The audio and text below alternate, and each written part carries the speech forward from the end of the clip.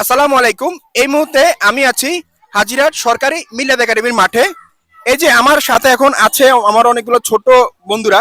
তো এদের কাছে আমি জানতে চাইবো যে এরা যদি কখনো আলাদিনের চেরাগ পায় তাহলে ওরা কি করবে।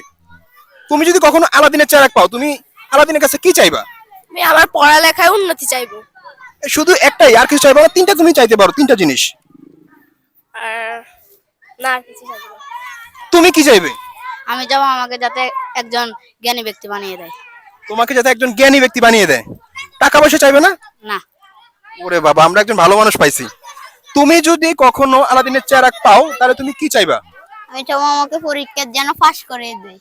কি পরীক্ষা হবে? এই যে স্কুলের পরীক্ষা নাকি সব ধরনের পরীক্ষা? সব ধরনের পরীক্ষা। এই টাকা পয়সা ধন সম্পদ ওগুলা? না, আমরা আরেকজন ভালো মানুষ পাইছি। এবার আসি, তোমার নাম কি? মাহবুব হাসান শাওন।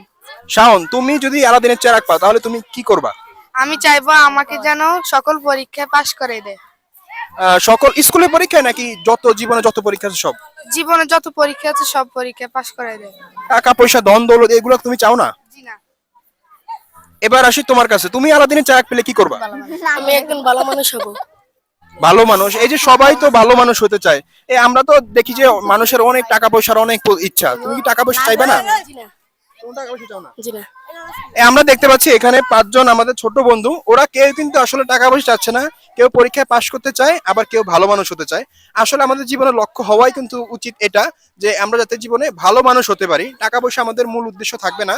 টাকা পয়সা একদিন হবে, টাকা পয়সা জীবনে দরকার। তবে সবার আগে যেটা জিনিস দরকার সেটা হচ্ছে ভালো মানুষ হওয়া। ধন্যবাদ সবাইকে।